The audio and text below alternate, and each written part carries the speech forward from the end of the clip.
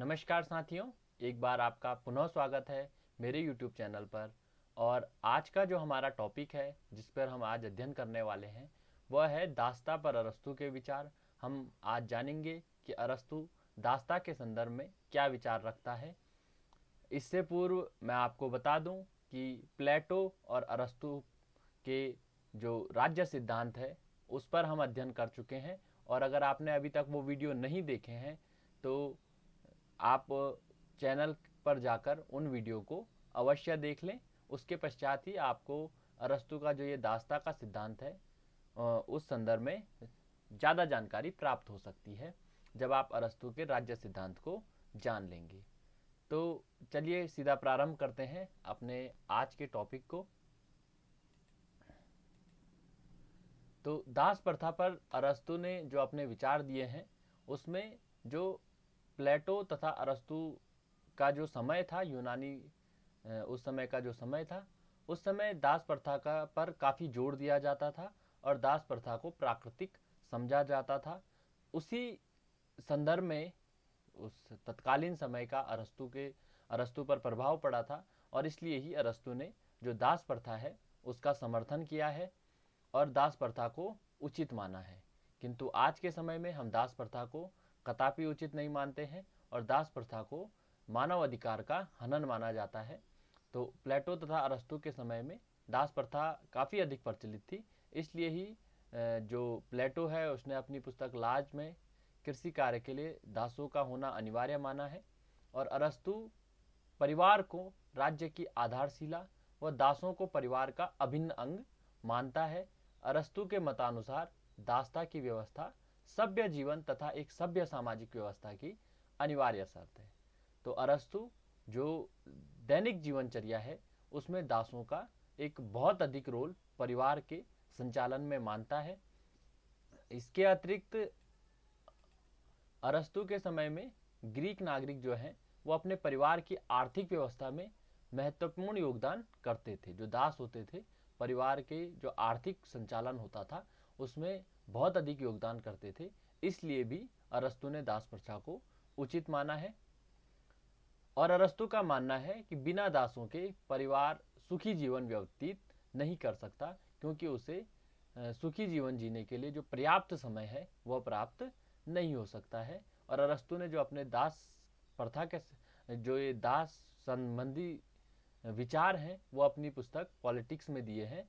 वह लिखता है, स्वामी जो है सिर्फ दास का स्वामी है, वह उसका दास नहीं। जबकि जो दास है वह केवल अपने स्वामी का है, बल्कि स्वामी का ही नहीं बल्कि पूर्ण रूप से उसी का है। कहने का तात्पर्य है कि स्वामी जो है वो भिन्न भिन्न दासों का हो सकता है, किंतु दास जो है वह जो उसका स्वामी है उसी का है और किसी का दास वह नहीं हो सकता है। जो उसका स्वामी है उसी का दास होता है। यानी कि दास जो है वो जीवन पर्यंत क्या है, अपने स्वामी का दास बना रहता है। ऐसा प्लेटो का अरस्तु का कहना है। तो अब दास प्रथा के संदर्भ में जो परिभाषाएं दी है और जो दास का प्रथा का महत्व, दासों का महत्व अरस्तु ने बताया है, उसको देखने का हम प्रयास करते हैं। अरस्तु दास का महत्व बताते हुए कहता है कि नागरिकों को गृह प्रबंधन के लिए दो उपकरणों की आवश्यकता होती है। दो उपकरण, सजीव और निर्जीव। और जो सजीव उपकरण है यानी कि दास, वह निर्जीव उपकरणों के माध्यम से क्या है, उत्पादन का कार्य करते हैं। यानी कि सजीव जो दिख रहे हैं जिन पे जीवन है वो दास हैं, और निर्जीव जो उपकरण है जैसे कि औजार वगैरह, उनका उपयोग करके दास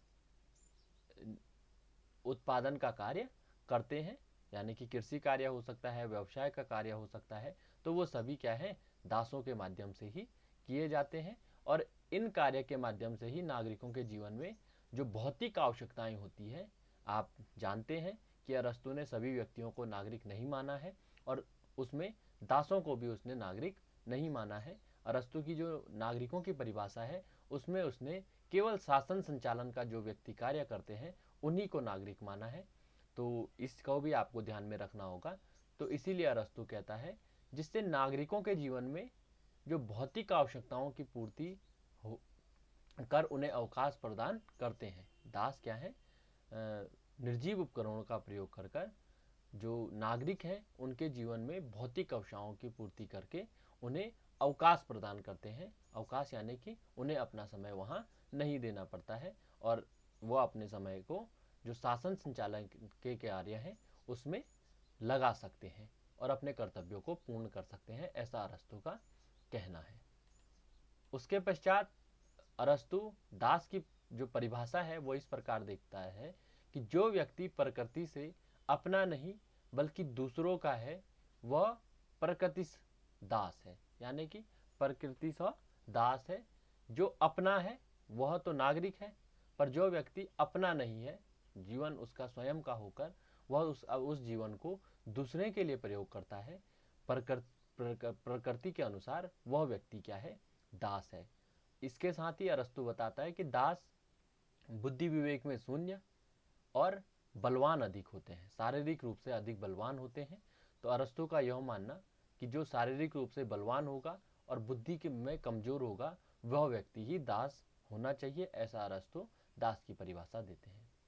अरस्तु प्रकृति से मनुष्य को दो रूपों में बांटता है।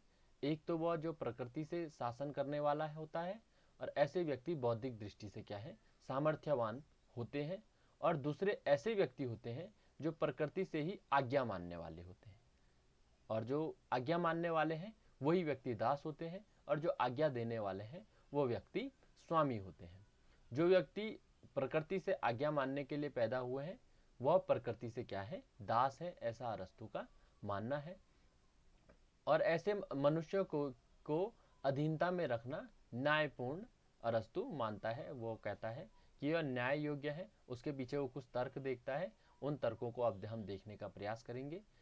अरस्तु जो अपनी दास प्रथा के संबंध में विचार देता है उसमें निम्न तर्क देता है दास प्रथा के औचित्य में। पहला तर्क अरस्तु देता है कि दास प्रथा एक प्राकृतिक संस्था है। दास प्रथा क्या है? एक प्राकृतिक संस्था है।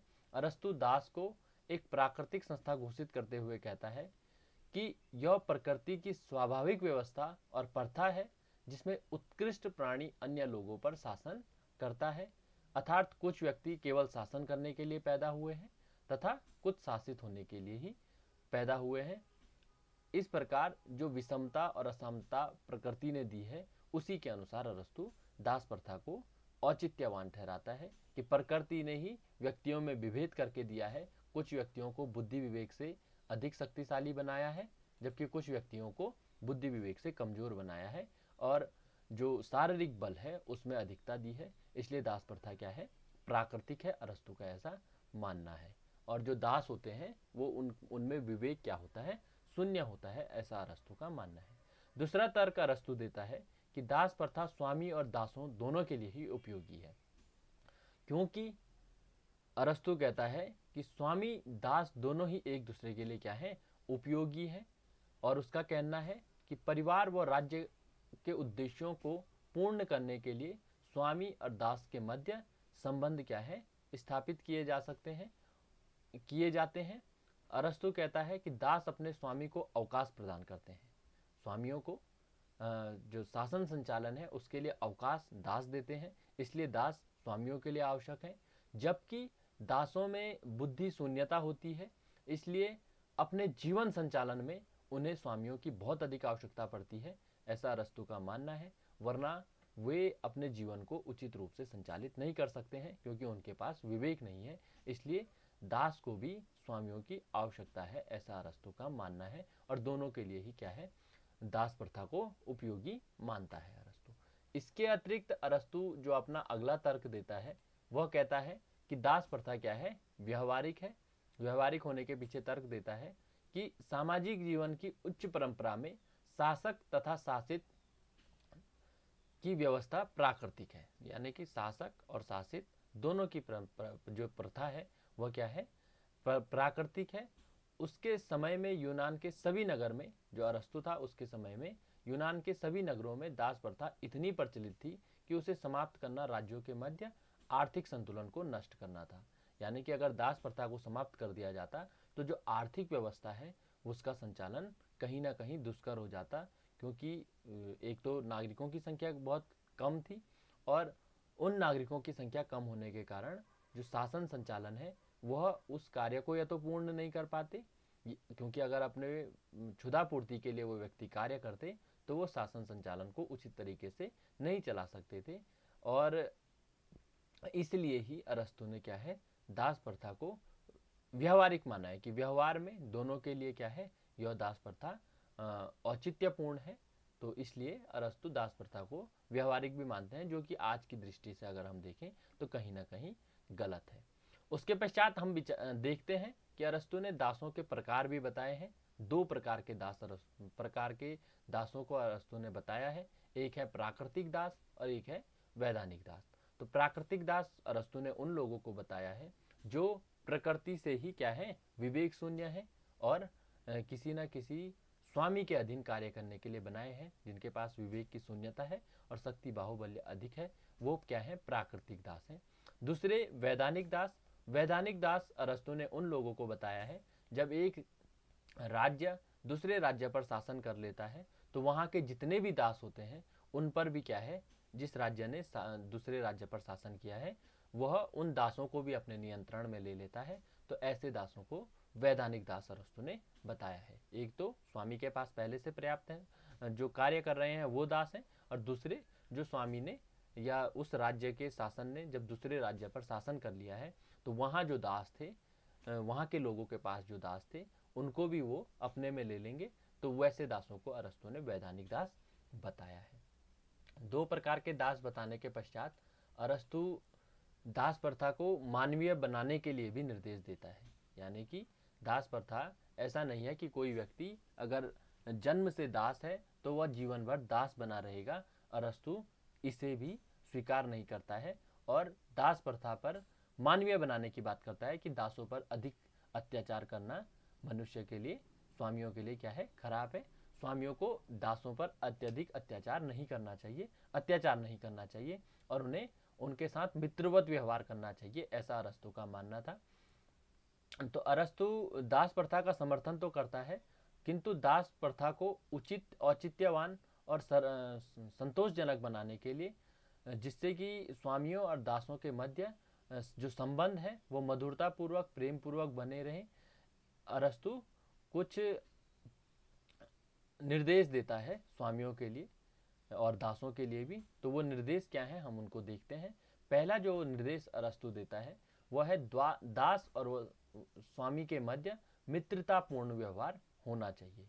यानी कि जो दास हैं उनके साथ जो स्वामी है उसको मित्रतापूर्ण व्यवहार करना चाहिए, उनसे उतना ही काम लिया जाना चाहिए जितना कि वो कार्य करने में सक्षम है, उनसे अधिक काम या नहीं लिया जाना चाहिए।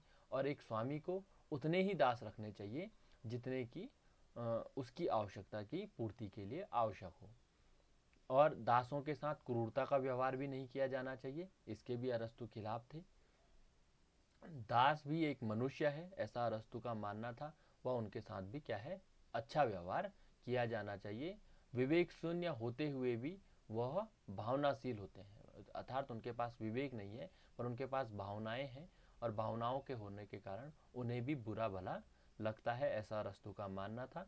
और उनकी भावनाओं का ध्यान रखते हुए जो स्वामी है उसको क्या है, दासों के साथ मित्रवत व्यवहार या प्रेम पूर्वक व्यवहार करना चाहिए, ऐसा अरस्तु का मानना था। दास प्रथा को मानवीय बनाने के लिए जो दूसरा तर्क अरस्तु देता है वह है दासता से स्वतंत्र होने का अवसर। यानी कि दास जो है उन्हें स्वतंत्र होने का अवसर भी अरस्तु प्राप्त करता है। अरस्तु कहता है कि जितने भी दास हैं उनको मुक्ति का क्या है, प्रबल इच्छा होती है और उन्हें मुक्ति दी भी जानी चाहिए।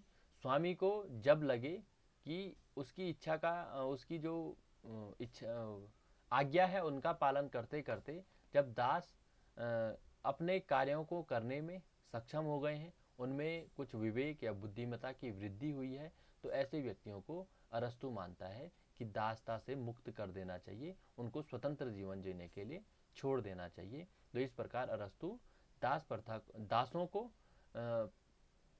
प्राकृतिक मानते हुए भी कहीं ना कहीं दास प्रथा से मुक्ति का अवसर देता है।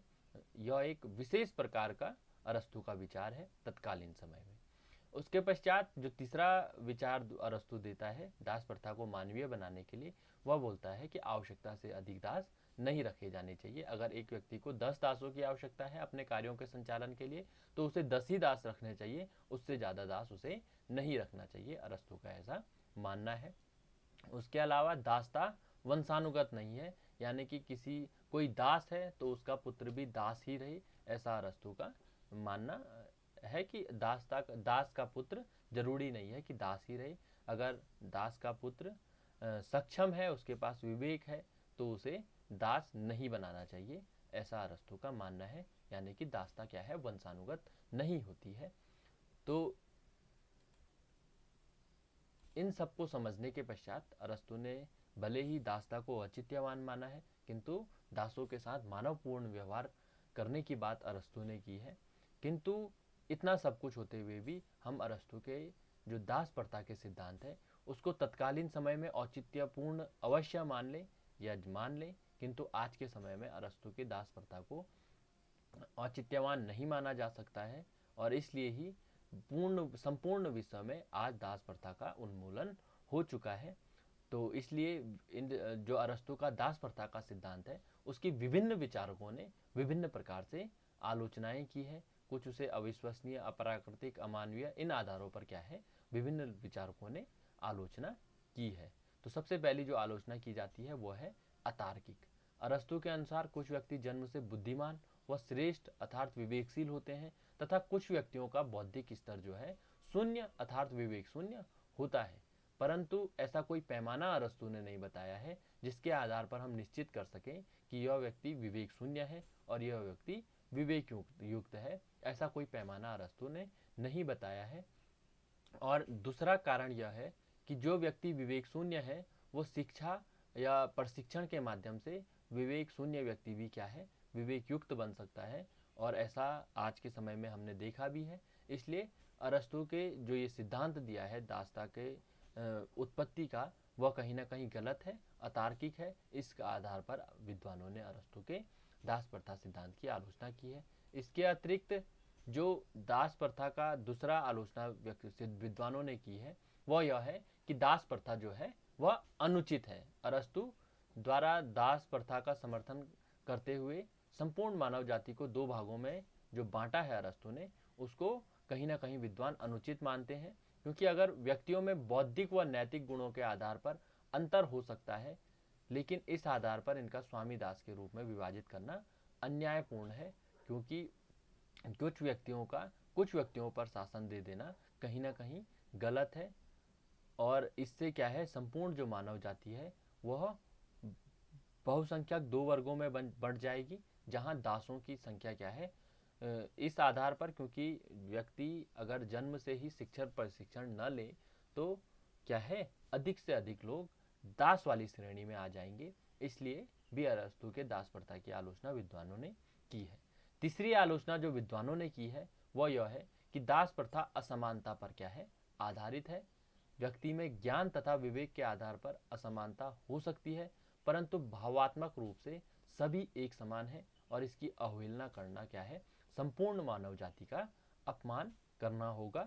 इस आधार पर भी क्या है अरस्तु के दास प्रथा सिद्धांत की आलोचना विद्वानों ने की है। उसके अतिरिक्त जो विद्वान दास प्रथा की आलोचना करते हैं उनका मानना है कि दास पूर्णतः विवेक शून्य नहीं हो सकते हैं। माना जा सकता है कि कुछ व्यक्तियों में विवेक की कमी हो सकती है, पर यह कहना कि किसी व्यक्ति में विवेक की मात्रा ही नहीं है, उसमें कुछ मात्रा का भी विवेक नहीं है, यह कहीं ना कहीं गलत होगा। उसमें कुछ ना कुछ अगर उसमें भावात्मक विचार है तो उसमें विवेक किसी न किसी मात्रा में अवश्य उपस्थित होंगे। इस आधार ऐसा विद्वानों का और आज के समय में माना भी जाता है कि हर व्यक्ति में विवेक की कुछ ना कुछ मात्रा अवश्य होती है। तो इस आधार पर भी अरस्तु के जो दास प्रथा के सिद्धांत है उसकी आलोचना विद्वानों के माध्यम से की जाती है। अगली जो आलोचना है वह है कि दास की स्थिति अरस्तु ने स्पष्ट नहीं की है। कभी अरस्तु कहता है कि व्यक्ति क्या है विवेक शून्य है, इसलिए उन्हें दास रहना चाहिए, स्वामियों के अधीन कार्य करना चाहिए। किंतु अरस्तु यह भी कहता है कि उनमें विवेक की मात्रा बढ़ जाए तो उन्हें क्या है स्वतंत्र कर देना चाहिए। तो अरस्तु अपनी बात को स्पष्ट नहीं कर पाता है कि किस व्यक्ति को दास होना चाहिए और किस व्यक्ति को स्वामी। कहीं ना कहीं इन शब्दों में विभेद दिखाई देता है कि एक व्यक्ति के पास विवेक नहीं है और कुछ समय पश्चात उसके पास विवेक आ जाता है। तो हो सकता है कि स्वामी के पुत्र में भी अगर विवेक की कमी हो तो क्या उनको दास बनाया जाएगा, नहीं बनाया जाएगा। इस संदर्भ में भी अरस्तु ने कुछ विचार नहीं रखे हैं। तो इस आधार पर भी क्या है, विभिन्न विद्वानों ने कि स्पष्ट स्थिति नहीं बताता है अरस्तु कि कौन दास होगा और कौन स्वामी होगा, इस आधार पर आलोचना की है। अविश्वसनीय कुछ विद्वान मानते हैं कि अरस्तु पूर्णतः दास प्रथा का समर्थन करते हुए कहता है कि शरीर से बलवान व्यक्ति दास होता है। यह कथन क्या है, अविश्वसनीय ही क्या है प्रतीत होता है, क्योंकि जो व्यक्ति शरीर से पुष्ट होगा वह कहीं ना कहीं अगर कोई उसके ऊपर शासन संचालन कर रहा है तो उस व्यक्ति को